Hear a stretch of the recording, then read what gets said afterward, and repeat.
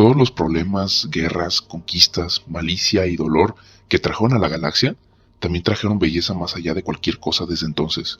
La humanidad a menudo tenía facilidad con las palabras. Rápidamente se convirtieron en la especie más versátil de la galaxia en cuanto al oficio del habla. Fueron, con práctica, capaces de absorber e imitar la mayoría de los diferentes lenguajes y patrones de habla de las otras razas de la galaxia. En sus primeros años eran una sociedad odiosa y temerosa. No esperaban que el universo estuviera tan densamente poblado como lo estaba, y no necesitaron muchos malos encuentros para que revelaran su habilidad en la guerra. En los primeros 3 siglos del nacimiento de sus vidas interestelares, habían sido conquistados 2 veces por imperios rivales, donde su sistema solar no había sido más que una parte del dominio proclamado de los demás.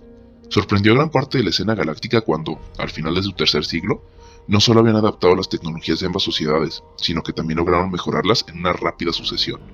En su cuarto y quinto siglo, hicieron retroceder al imperio Rakari, provocando un genocidio masivo mientras se adentraban en los mundos de sus antiguos ocupantes. Los horrores desatados dejaron una marca de cicatrices en la humanidad durante décadas, cambiando el rumbo de su evolución galáctica.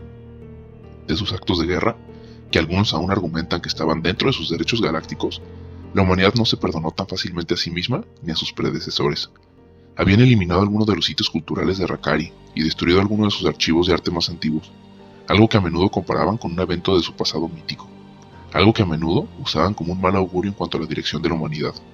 En su sexto y séptimo siglo, vimos a la humanidad formar una coalición entre los Rakari y sus rivales, los Itzal. Esto era algo que nadie podía haber esperado. Habían sido rivales acérrimos y lucharon en guerras durante casi 2 milenios por sistemas de recursos escasos o simplemente por pequeñas quejas. La humanidad, en 2 siglos, no solo había terminado la guerra, sino que había creado una floreciente alianza con ellas, asegurando su lugar como cabeza de la Federación. En su esfuerzo por reconstruir los planetas y sistemas que les habían quitado a Rakari e Itzal, encontraron numerosos artefactos y textos culturales que mostraban genuinamente el parecido de los 2 imperios.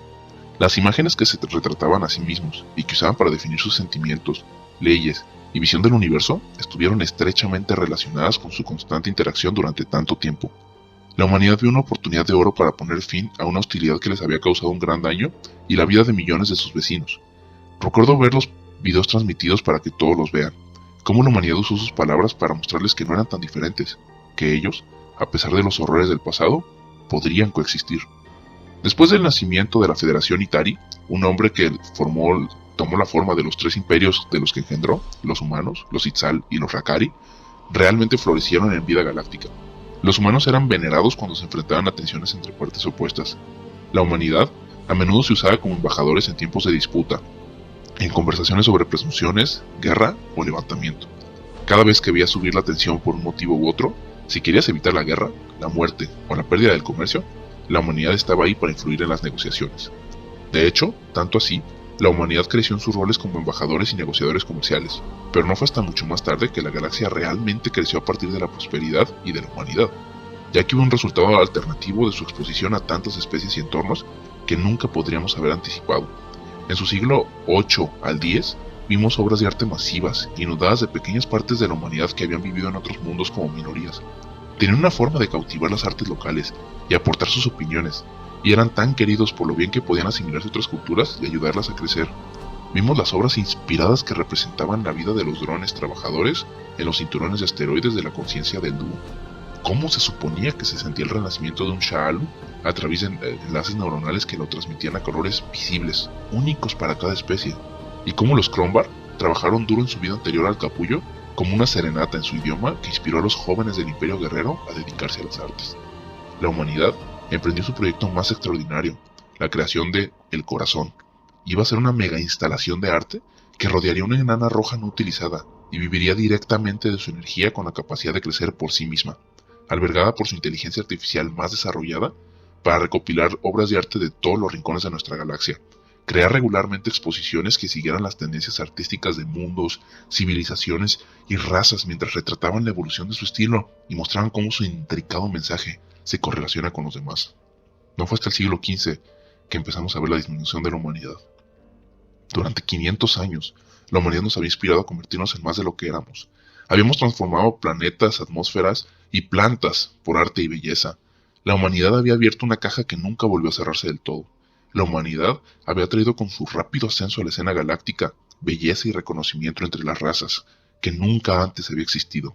El dispositivo inventado por su artista más renombrado, Halun Gogh, permitió a las especies de la galaxia ver el arte a través de los ojos de otras razas. Fue una revolución que nos cambió hasta la médula.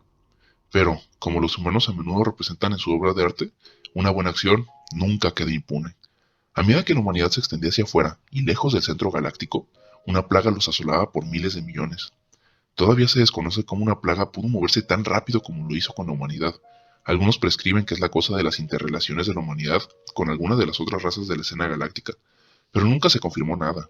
La humanidad luchó durante mucho tiempo para hacer frente a las pérdidas de sus congéneres. Su arte rápidamente pasó de algo de belleza a algo de terrible oscuridad y dolor. El dolor que se sintió tanto por los humanos como por la humanidad se dejó sentir en la peor manera posible. Los pogromos comenzaron en los muchos mundos que aún tenían densas poblaciones humanas. Por temor a un incidente repetido, la humanidad se contrajo en sí misma y comenzaron guerras incoherentes entre la humanidad y sus una vez conciudadanos galácticos. En los siguientes 4 siglos, la humanidad se vio arrastrada de un lado a otro entre guerras, hambrunas y aislamiento.